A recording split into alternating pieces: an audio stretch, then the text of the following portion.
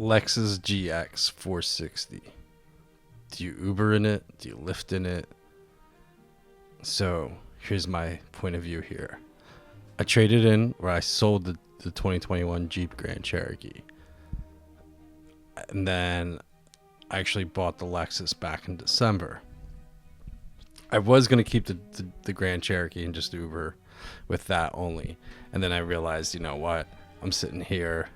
I need like about $900 a month for payment and insurance on that thing. So that's $900 worth of trips that I have to do just to keep the car. And let's be real. Grand Cherokee doesn't get you laid exactly, so why would you keep it? So I sold it and I said, you know, screw it, let's try the GX. So here, I've only did one day, well, about a week, but I did about 10 rides, right? I did one Saturday for like 4 or 5 hours, and then I did a couple rides this week. So this is what I got so far. I only did Lyft. I didn't do Uber. Uber was renewing my background check, so I couldn't drive. As I was adding the car to Lyft, you know, it asks, hey, how many seatbelts does it have? And it has 7. So they're like, congratulations, you qualify for an XL because you can take 6 passengers. I was like, oh, great. And then I was thinking, who the fuck's going to sit back there? Turns out, kids. Awesome. It's like the station wagon, except they don't have to look at the cars behind them like I used to do when I was a kid. Perfect. And then, it's a Lexus. It didn't give me like premium or anything like that. So I went out and then I hit enough rides to hit gold. And when I hit gold, I didn't hit gold yet, actually. I'm still a few points behind. But after like so many rides, it was like, congratulations, you qualify for premium comfort. It's cool. So I did like maybe 2 rides normal. I did a couple XL rides, and I did a couple premium rides, and maybe a premium XL ride. I can't remember. So when you're doing XL and premium XL, it's good. I think you are getting at least $1 a mile versus like 67 cents a mile. You're getting more per minute, and it definitely helps out, you know, being that this thing's a gas guzzler too. This is the 2023 model. I bought it brand new. It's a V8. It's not the newer one with the twin turbo V6. Not that one gets much better gas mileage anyway, but yeah, it gets 1 mile per gallon more than what the V8 does, but it's a whole lot faster, a whole lot more powerful. So far, I'm not mad about it. You know, it'd be nicer if Lyft was just like, okay, you got the car, just get the premium rides right from the get-go. Lyft does have Lyft Black. I need to do 50 rides with this car to qualify for Lyft Black, which kind of sucks because they could obviously be selling it as black and you don't know. Now, I'm in New Jersey. New Jersey doesn't require additional insurance, like a fleet insurance, to do Lyft Black. And yeah, for all I know, they could be selling it as Lyft Black. Someone's paying like $100 for a 10-minute ride, and I'm getting the premium comfort price. And the reason why I don't trust them, because I don't trust anyone to begin with, but there was someone that I was cherry picking rides during the week, because I'm not going to go out there and do a bunch of like 5-minute, $5, $6 rides in this car, because that's definitely not going to be worth it. But there was someone that worked around the corner from me and lived around the other corner from me. So it was super convenient. Pop out real quick. It was like at night, so they do this turbo thing now during peak hours. They give you either 10%, 20% bonus, or even 40% bonus with Lyft. And I got like $10 each time. And the girl was actually nice enough to tip me both times, which was super cool. So I looked at the bill, and it said like the person paid $30. The second time I took her, I was like, are you really paying $30 just to go home? And because me and my friends were talking, and we're like, if someone's paying 30 to go to work, 30 to come back from work, and we're talking retail job, we're not talking, office manager or something like that. It's like, I'm pretty sure this person's working just to pay to get to work and leave and go home, like half the money at least. And this person tells me, no, I do the pre-booking, which is obviously why it comes up as scheduled, and it's a whole lot less. So then if that's the case, and Lyft is telling me she's paying 30, then Lyft is lying. And if they're lying, how do you believe anything, right? I'm sure you've dated a lying girl or a lying dude before, and once you catch someone in a lie, you don't believe anything anymore. They obviously think it's easy to lie to you and so forth, and this is what they do. Now, is it something that maybe is still in my favor, and Lyft is just doing this because for tax purposes? I don't know. They say they only made $4 and they paid me $10. But I don't get it. And the reason why that also bugs me more is because with Lyft, it tells you that if you don't make at least 70% of the fees or of the fare after like platform fees, then they'll reimburse you. So you see this ride for $30, you see $15 goes out the door for platform fees and like insurance. I think it's other fees. And then there's the actual Lyft fee, which is like $4 or something like that. So they're telling you, hey, you made more money than us. But this person's not even paying this. Like, this isn't the real bill. So who do you believe? So I mean, there was already a class action lawsuit on these companies for something like that. So if they're still screwing around, I'm sure there's going to be another one. Then, so Uber finally approved my background check. I mean, it was nice for Lyft that they actually just renew it for me automatically, and I don't have to wait. Whereas Uber was like, oh yeah, we forgot. And they did it, and now I can go drive. So today I'm going to drive with Uber. Now, when I looked at the car's preferences with Uber, it off the bat lets me do premium rides, which is like the new Black, but they don't call it Uber Black anymore. I don't know if there still is an Uber Black, and that does still require commercial insurance or what. I don't know how that works, but apparently from what the app says, it comes up as Uber Black. And yes, my Lexus is black. So I will drive around today with Uber. I'll see how the fees come up and the rates come up. I know, it's not going to, without a guess, I know that unless I get XL rides and premium rides, it's not going to be really worth driving this because it does guzzle gas. But yeah, you still do make something, you just don't make a lot. It costs, and the Lexus also requires premium fuel, so I'm spending $4 a gallon, at least $4.20, $4.30, right in that neighborhood. So it does, it's a 24-gallon tank. So I do the math. Yeah, I'm really close to $100 just to fill. And I will say these things about this vehicle. And the reason why I said, fuck it, I'm going to do it. And the reason is Lexus and Toyota have like a very high resale value. So I wasn't worried about the miles.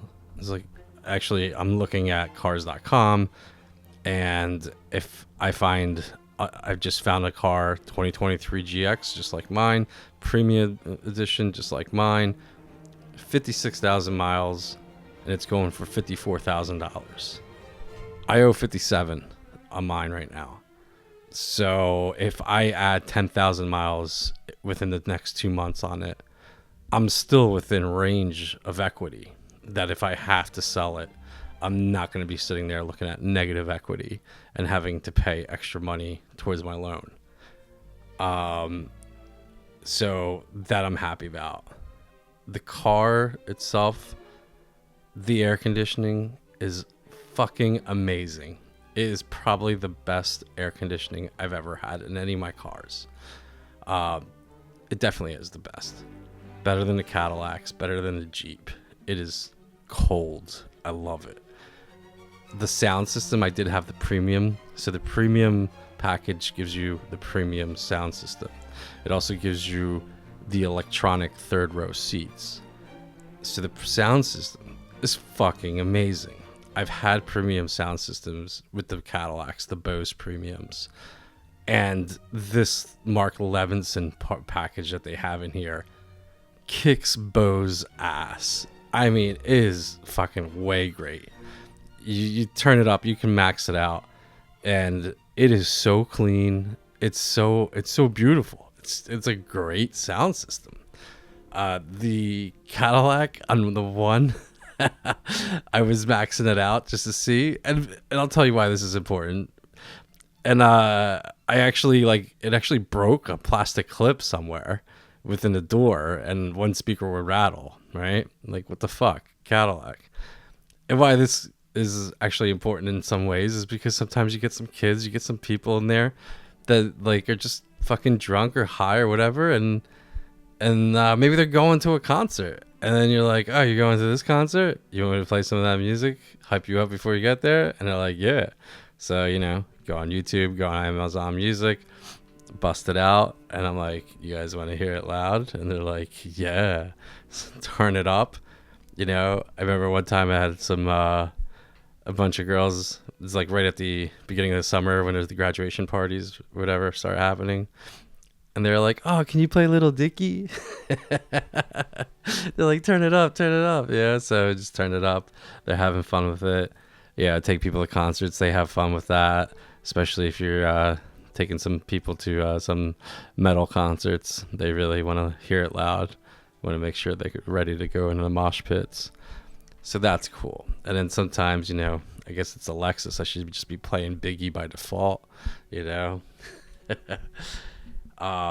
other thing with this car is when you get like older women, older people in general, they don't want to be cramped up in a small car. So they love the space. And also standard on this car are running boards that are usable. So they love the fact that they have the step and they can get in and out of the vehicle easy.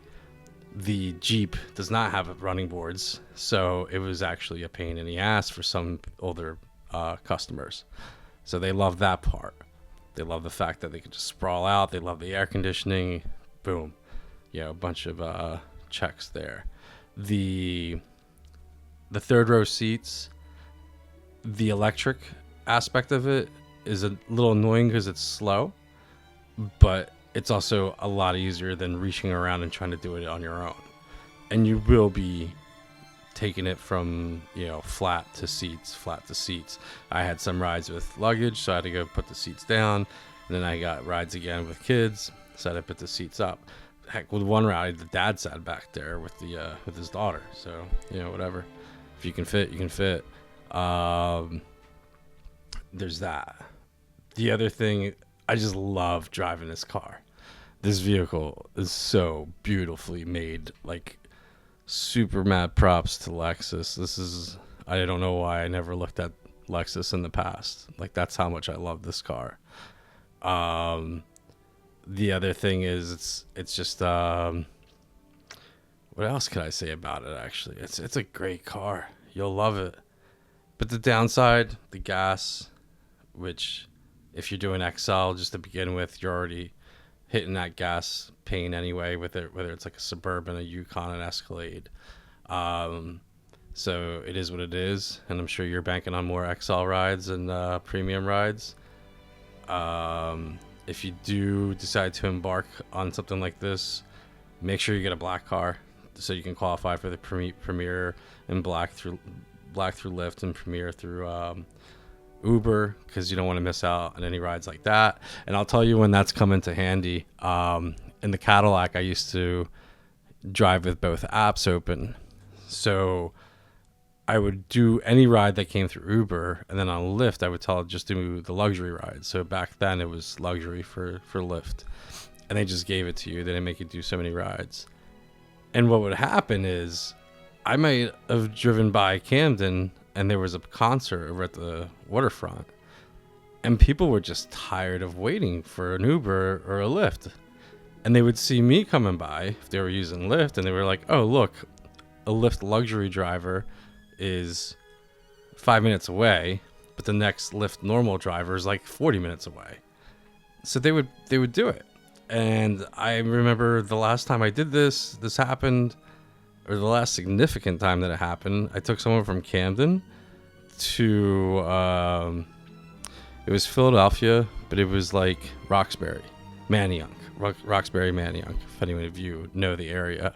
So it's not Center City, but it's like West Center. It's just West, but it's not like the, if you know Philly, you know Philly, but it's not the bad West Philly. And I don't even know if there's a bad West Philly anymore. That town keeps on changing and gets nicer and nicer all around. It was $125 that I got for that ride. I mean, you're talking 25-minute ride. I got $125. I mean, it was a surge. It was a luxury. It was, like God knows what they paid for it. You know what I mean? But yeah. So it works like that. And then also in Philly, I used to just have the luxury on for Lyft, and that would happen frequently actually, where someone would just do the luxury just because you were closer than the XL or the non-luxury. And then every once in a while I would get people that just wanted to be super baller. I remember going to this one person's house and there was 4 cars that rolled up that were all luxury, Uber or Lyft. It was my Cadillac, a Range Rover, so obviously people do Range Rovers too, and something else, maybe a Lincoln, like a Navigator or something of that nature, was there. And it was this guy's birthday, and we took all him and his friends to the club, which is cool. What's not cool? Girls in their heels. Those heels fucking dig into the plastic, into the consoles, and they fuck up your shit. Those heels, oh my God. But yeah, that's the story on the GX. Even if you throw miles on there, it's still good, which will bring me to my next video of what's the ideal car, super ideal car, if you're just looking to get into it and you're wondering what you should do, or if you're trying to buy a new car and you're thinking about doing Uber to kind of help you compensate for the new payment of a car. Next video is the ideal vehicle. I'm sure you might have an idea of what I'm going to pick, but I got to tease you so you can subscribe and like. And if you got any questions about the GX or anything else, make sure you comment. And thanks for all the other comments that you guys are putting down. Peace.